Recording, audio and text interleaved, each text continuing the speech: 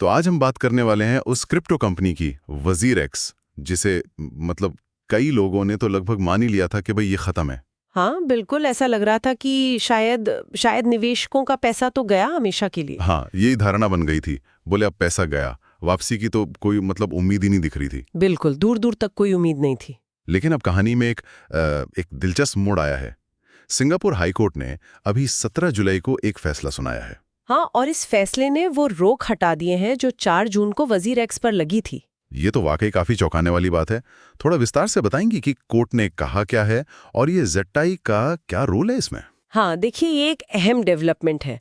Court ने असल में जेट्टाई, जो शायद एक तरह की एडमिनिस्ट्रेटर या मॉनिटरिंग एंटिटी है इस केस में, उसे कहा है कि वो वजीर एक्स के लिए एक रिवोट करवाए। रिवोट मतलब क्रेडिटर्स यानी जो लेनदार हैं वो दोबारा वोटिंग करेंगे। इसका मकसद यही है कि जो फंड्स फंसे हुए हैं उनको वापस करने का कोई रास्ता निकाला जाए। अच्छा, तो मतलब एक रास्ता शायद खुल सकता है अब। हाँ, एक संभावना बनी है। तो आज हम इसी पर बात करेंगे। ये जो अचानक से मोड़ आया है, इसे समझने की कोशिश करेंगे और निश्चल शेट्टी का जो नया प्लान है उसके बारे में भी जानेंगे। और आगे क्या हो सकता है वजीर एक्स और उसके यूजर्स के लिए। बिल्कुल, और ये समझना इसलिए भी जरूरी है क्योंकि ये दिखाता है कि कैसे मतलब इतने बड़े संकट के बाद भी कोई लीगल प्रोसेस या रीस्ट्रक्चरिंग प्लान के जरिए वापसी हो सकती है। हाँ, खासकर क्रिप्टो जैसे फील्ड में। हाँ, क्रिप्टो जैसे नए और अक्सर विवादित रहने वाले क्षेत्र में। सच कहूं तो कुछ महीने पहले शायद ही किसी ने सोचा होगा कि वजीर एक्स इस सिचुएशन से निकल भी पाएगा। तो ये फैसला काफी मायने रखता है। तो चलिए इस नए प्लान को थोड़ा समझें। निश्चल शेट्टी ने कहा है कि पैसा अब पनामा वाली ऑफशोर कंपनी से नहीं, हाँ, नहीं बल्कि इंडिया की ही एंटिटी ज़ेनमाई लैब्स, उसके जरिए वापस आएगा। क्या ये सिर्फ लीगल कंप्लायंस का मामला है या इसका कोई और मतलब भी है? नहीं, मुझे लगता है ये सिर्फ लीगल खानापूर्ति नहीं है। देखिए, पनामा वाली जो ऑफशोर एंटिटी थी उस पर इंडियन अथॉरिटीज की सीधी निगरानी रखना मुश्किल था। फंड्स कैसे आ रहे हैं, कहाँ जा रहे हैं। हाँ, वो तो है। तो ज़ेनमाई लैब्स, क्योंकि वो एक इंडियन एंटिटी है, उससे ज़्यादा ट्रांसपेरेंसी और अकाउंटेबिलिटी की उम्मीद की जा सकती है। और शायद ये इंडियन रेगुलेटर्स का भरोसा जीतने की भी एक कोशिश है। हाँ, हो सकता है।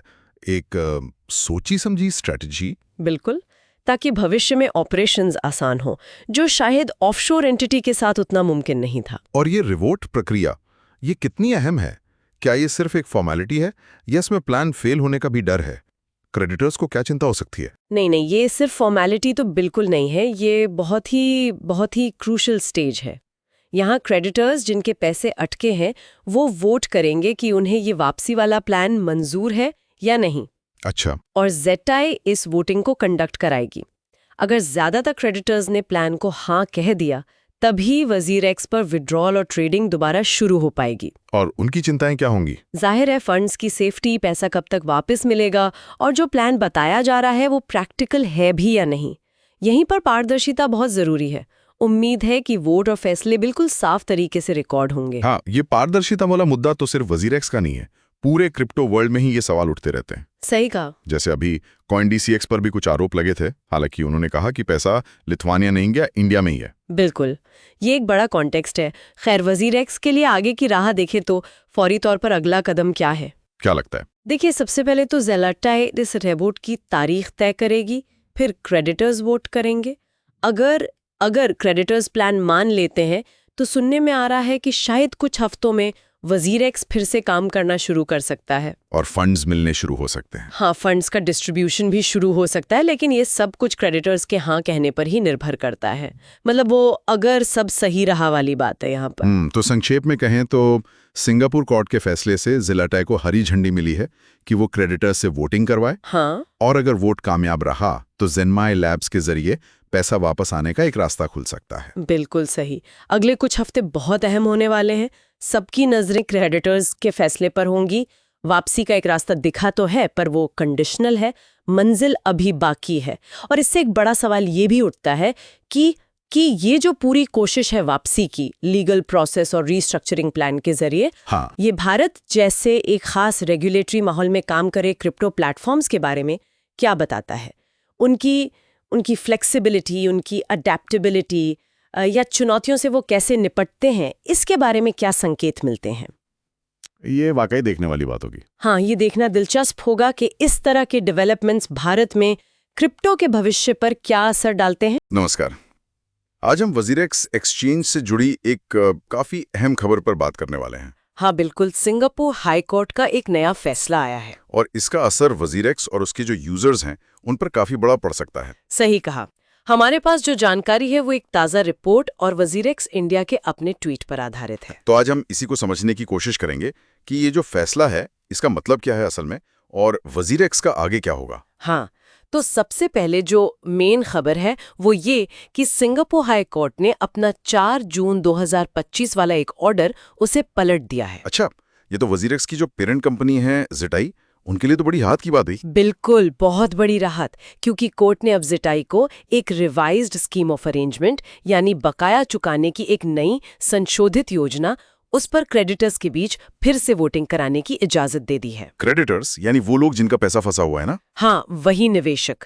तो अब ये वोटिंग दोबारा होगी। तो ये दोबारा वोटिंग मतलब क्रेडिटर्स के लिए एक तरह से फिर से मौका है अपनी राय देने का, उनकी सहमति से ही आगे कुछ होगा। बिल्कुल सही। ये सिर्फ पैसे लौटाने की बात नहीं है, ये इस पे भी है कि एक्सचेंज का भविष्य क्या होगा। मतलब इस वोटिंग से ही तय होगा कि पैसा कैसे मिलेगा और क्या वजीरेक्स एक्सचेंज फिर से चालू हो पाएगा। हाँ, एग्जैक्टली।